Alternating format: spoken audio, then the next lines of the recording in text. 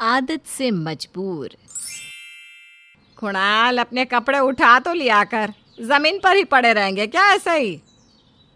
अनीता कहती रहती है लेकिन कुणाल कुछ करता नहीं। गुस्से में अनीता जमीन से कपड़े उठाती है और देखती है कि कुणाल तो सोया हुआ है। हे भगवान, इस लड़के को कब बुद्धि आएगी? आने के साथ बस कपड़े निकाल कर फेंक दो और सो जाओ। कोई होश नहीं है, कभी भी बेड पर चादर नहीं रहती। क्या करो इस लड़के का मैं। अनीता जाकर कुणाल को हिलाती है और कहती है, अरे बेटा उठ जा, पहले कुछ खा ले। माँ अभी सोने दो ना मुझे।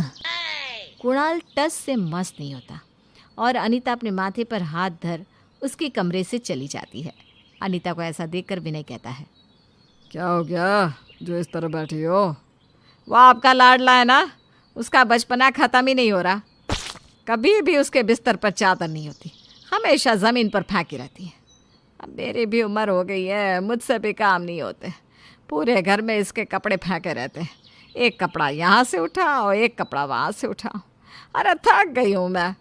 इतनी चिंता क्यों कर रही हो? विनय की शादी करवा दो, अपने आप उसकी आदत सुधर जाएगी।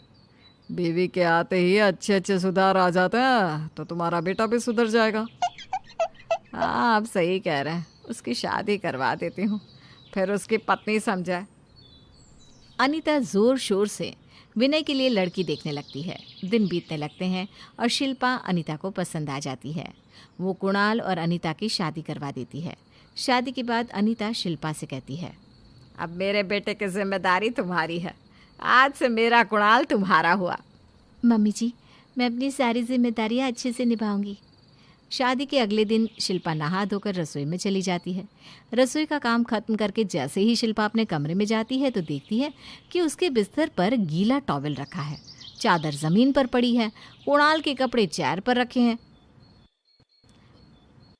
अभी तक तो सब कुछ ठीक था, अचानक से कमरे में भूकंप कैसे आ गया?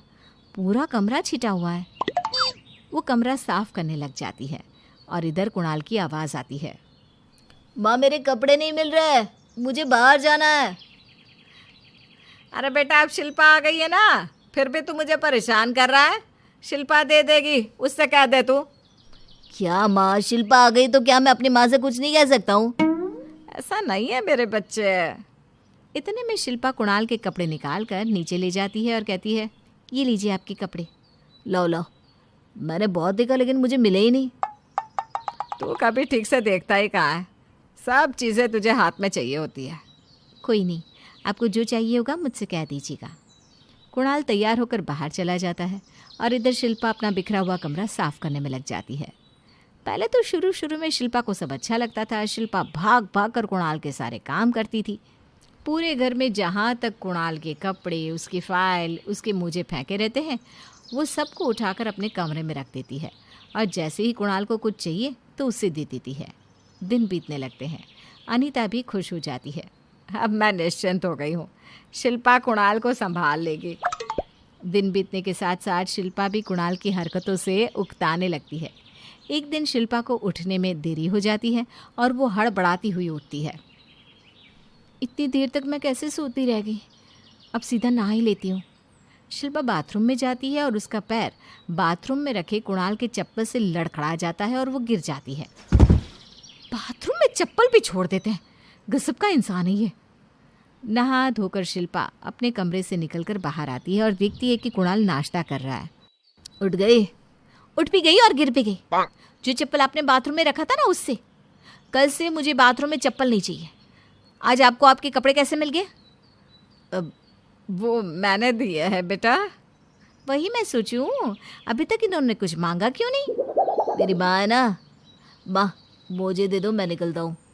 ये ले बेटा, कल सोफे के नीचे पड़े थे। बेटा अब तो सुधर जा। कुणाल मुस्कुराकर चला जाता है।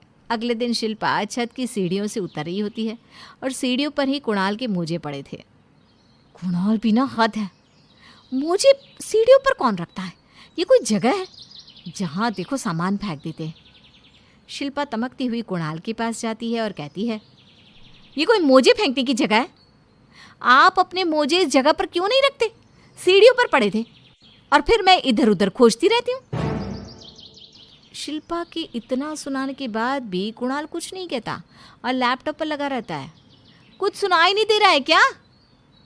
क्या कहूँ मैं, माँ की तरह तुम भी वही सब घिसी पिटी बातें कह रही हो। हॉल में सोफे पर भी आपके कपड़े पड़े हैं। अब मैं परेशान हो गई हूँ इन सब से। शिल्पा की बातों का कुणाल पर जरा असर नहीं होता और वो अनीता के पास जाकर रोने लगती है। मम्मी जी, मैं आपके बेटे को नहीं संभाल सकती।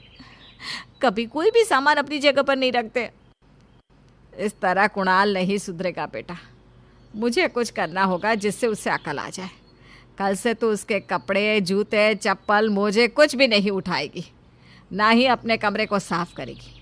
और मैं भी उसका कोई काम नहीं करूँगी, तब जाकर उसे समझ में आएगा कि वो क्या गलती कर रहा है। मम्मी जी, आपका बेटा इतना सीधा नहीं है जो इतनी आसानी से सुधर जाएगा। मुझे नहीं लगता कि इन्हें कोई फ़र्क पड़ेगा इन सब से। अरे कोशिश करके देख लेते हैं, इसमें बुरा ही क्या है। शिल्पा और अनीता एक हो जाती हैं।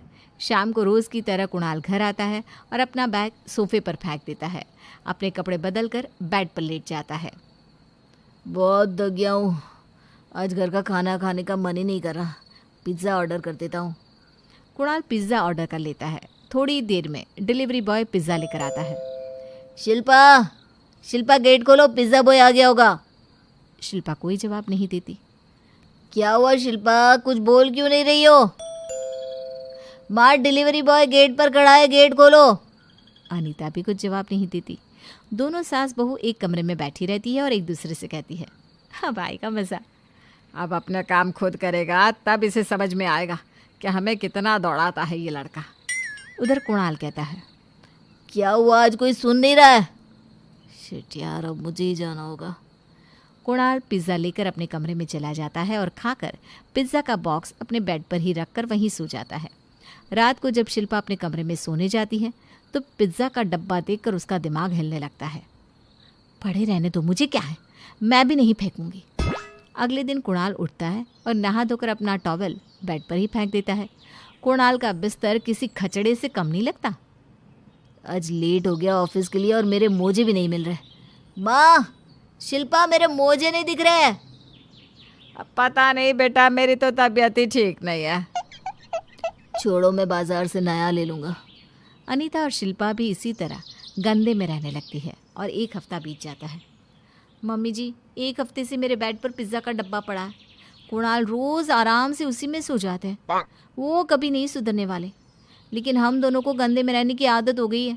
पूरे घर में उनके कपड़े ही कपड़े हैं। सारे धोए हुए कपड़े अब गंदे हो गए। एक भी कपड़ा अलमीरा में नहीं बचा। बेटा, अब जब धुले कपड़े नहीं मिलेंगे तो वो खुद खोज खोज कर सारे कपड़े धोएगा, क्या पहनेगा?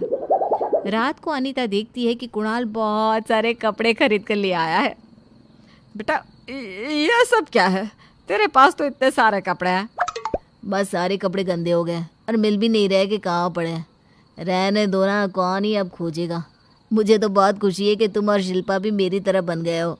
अनीता अपना माथा पकड़ लेती है और शिल्पा से कहती है, ये लड़का कभी नहीं सुधरेगा।